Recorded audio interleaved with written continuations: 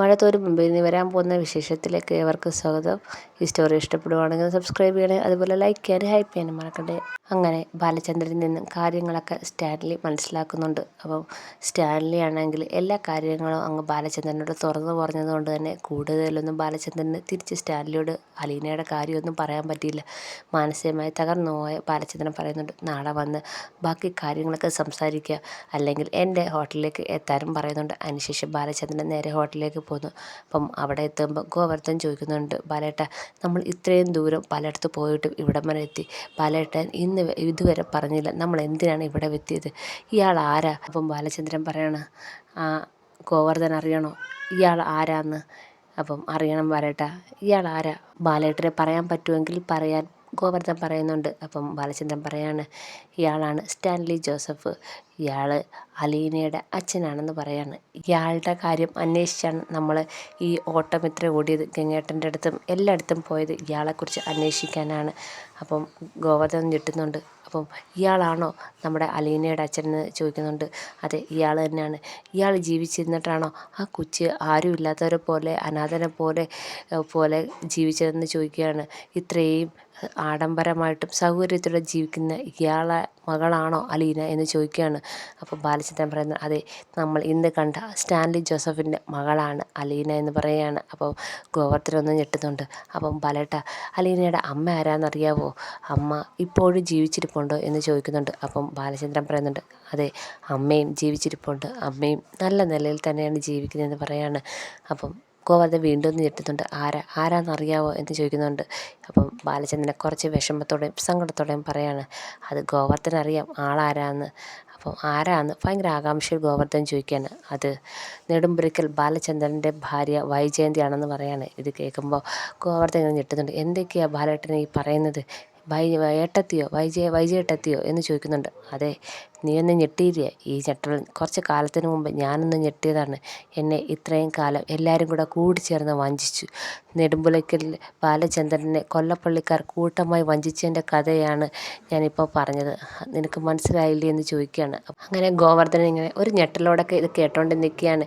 23 വർഷം കൊല്ലപ്പള്ളിക്കാർ കൂട്ടമായി എന്നെ വഞ്ചിച്ചു. ഇതൊന്നും അറിയാതെ ഞാൻ സ്നേഹിച്ച എന്നെ പെണ്ണിനെ സ്വന്തമാക്കാൻ ഞാൻ കടന്ന് കഷ്ടപ്പെട്ടു. അങ്ങനെ വൈജയെ ഞാൻ സ്വന്തമാക്കി. പക്ഷേ അവളുടെ മനസ്സിൽ ഞാനല്ലായിരുന്നു. ഇന്ന് കണ്ട സ്റ്റാൻലി ജോസഫായിരുന്നു അവളുടെ മനസ്സിൽ.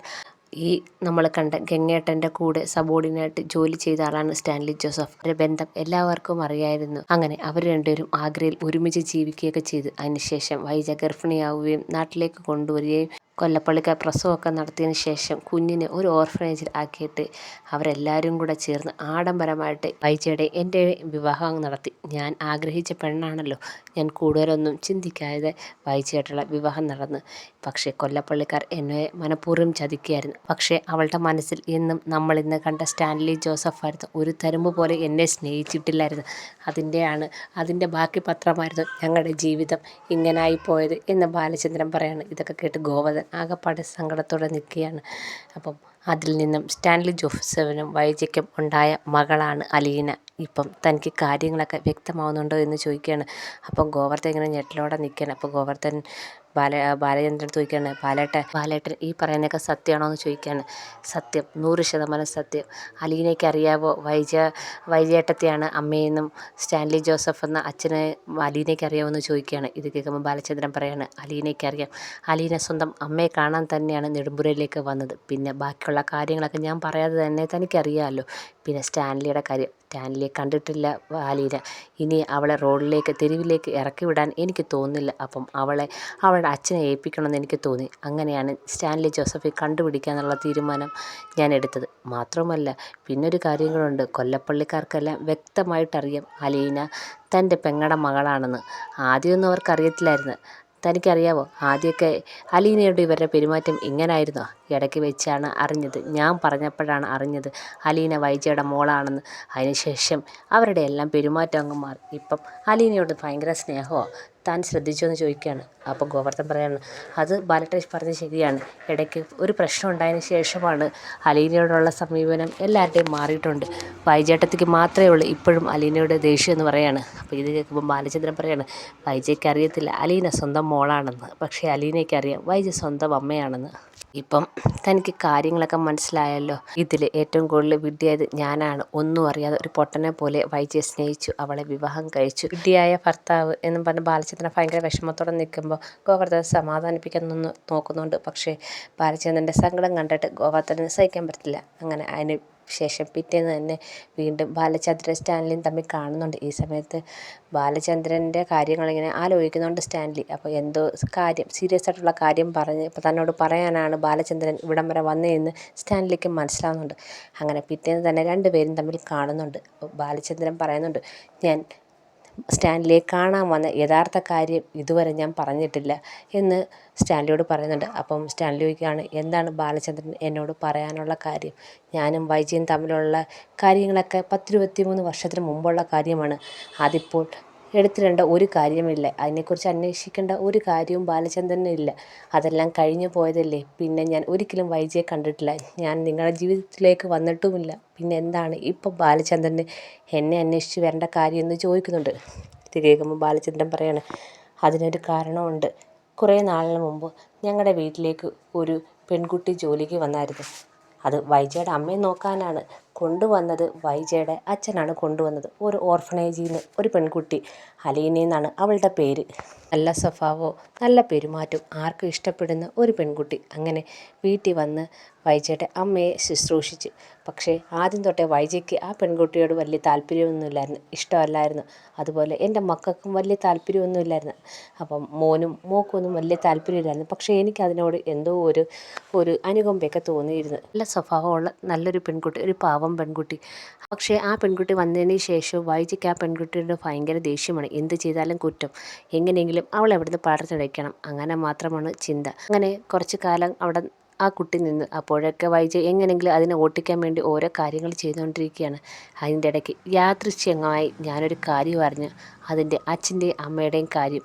അതിൻ്റെ അച്ഛൻ ആരാ അമ്മ ആരാന്നുള്ള കാര്യം ഞാൻ യാദൃച്ഛികമായി അറിഞ്ഞതാണ്. ഒരിക്കലും അറിയണമെന്ന് വിചാരിച്ചതല്ല. പക്ഷേ ആ പെൺകുട്ടി എന്നോട് ഒരിക്കലും പറയണമെന്ന് വിചാരിച്ചല്ല. ആ പെൺകുട്ടിയുടെ കയ്യിൽ നിന്നും അറിയാതെ പുറത്തുപോയി. ഞാനതറിയാൻ ഇടയായി.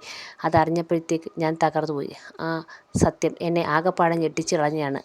അവിടെ നിന്നാണ് ഇതിൻ്റെയൊക്കെ തുടക്കം. സത്യങ്ങളുടെ മറനീക്കി പുറത്ത് വരാൻ തുടങ്ങിയത് അവിടെ നിന്നാണെന്ന് പറയുകയാണ്. ഇത് കേൾക്കുമ്പോൾ സ്റ്റാൻലി ഒന്നും മനസ്സിലാവാൻ നിൽക്കുകയാണ്. അപ്പം അതിപ്പോൾ എന്നോട് പറയേണ്ട കാര്യം എന്താണെന്ന് സ്റ്റാൻലി ചോദിക്കുന്നുണ്ട്. അപ്പം പറയുന്നുണ്ട്, ഞാൻ പറയാം സ്റ്റാൻലി, ബാക്കി കൂടെ പറയട്ടെ. അങ്ങനെ ആ കഥ അറിഞ്ഞ് ഞാൻ നേരെ പോയത് ഗംഗാധരൻ്റെ അടുത്താണ്. നിങ്ങളുടെ സീനിയറായിട്ടുള്ള ഗംഗാധരൻ മേനോൻ. അദ്ദേഹത്തിനോട് ഞാൻ അറിഞ്ഞ കഥ പറഞ്ഞപ്പോൾ അദ്ദേഹം ആ കഥ ശരിവെച്ചു. അത് എന്താണെന്ന് സ്റ്റാൻലിക്ക് അറിയേണ്ടതെന്ന് ചോദിക്കുകയാണ്. അപ്പം സ്റ്റാൻലി ഇങ്ങനെ ആകാംക്ഷയോടെ നിൽക്കുകയാണ്. എൻ്റെ ഭാര്യയ്ക്ക് വിവാഹത്തിന് മുമ്പ് ഒരു കുഞ്ഞിനെ പ്രസവിച്ചായിരുന്നു. ആ കുഞ്ഞ് ഒരു പെൺകുഞ്ഞായിരുന്നു. ആ കുഞ്ഞിൻ്റെ അച്ഛൻ സ്റ്റാൻലി ജോസഫ് ആണെന്നും ഞാൻ അറിയാൻ കഴിഞ്ഞു. ഇത് കേൾക്കുമ്പോൾ സ്റ്റാൻലി ആകെപ്പാടെ ഞെട്ടുന്നുണ്ട്. കുഞ്ഞോ എന്ന് ചോദിക്കുന്നുണ്ട്. അതെ, നിങ്ങളന്ന് അവളെ ഉപേക്ഷിക്കാൻ നേരത്ത് അവൾ ഗർഭിണിയായിരുന്നല്ലോ. ആ കുഞ്ഞിനെ അവൾ പ്രസവിച്ചു. അത് ഈ ലോകത്ത് ഇപ്പോഴും ജീവിച്ചിരിപ്പുണ്ട്. അതിൻ്റെ പേരാണ് അലീന. അപ്പോൾ ഇത് കേൾക്കുമ്പോൾ സ്റ്റാൻലി ആകെപ്പാടെ ഞെട്ടുന്നുണ്ട്. ഞാൻ മുമ്പേ പറഞ്ഞല്ലോ, ഒരു പെൺകുട്ടിയെ വൈജയുടെ അമ്മയെ നോക്കാൻ ഒരു പെൺകുട്ടി വീട്ടിലേക്ക് വന്നെന്ന്. ആ പെൺകുട്ടിയാണ് നിങ്ങളുടെ മകൾ അലീന എന്ന് പറയുകയാണ്. കാര്യങ്ങളെല്ലാം അറിയാവുന്ന വൈജയുടെ അച്ഛൻ കുഞ്ഞിരാമൻ ആ കുഞ്ഞിനെ അന്നൊരു ഓർഫനേജിലായിരുന്നു ഏൽപ്പിച്ചത്. ആ ഓർഫനേജിൽ തന്നെ പോയി തൻ്റെ കൊച്ചുമോളെ തിരിച്ച് വീട്ടിലേക്ക് കൊണ്ടുവന്നത് ഈ വഴിയാണെന്നേ ഉള്ളൂ. ഒരു വേലക്കാരിയുടെ വേഷത്തിലേക്കാണ് വീട്ടിലേക്ക് കൊണ്ടുവന്നതെന്ന് മാത്രമേ ഉള്ളൂ. ഇത് കേൾക്കുമ്പോൾ സ്റ്റാൻലി ആകെപ്പാടെ ഞെട്ടുന്നുണ്ട്. ഇപ്പം ഞാൻ ആ കാര്യം സ്റ്റാൻലിയെ അറിയിക്കാനാണ് ഇവിടെ വന്നത്.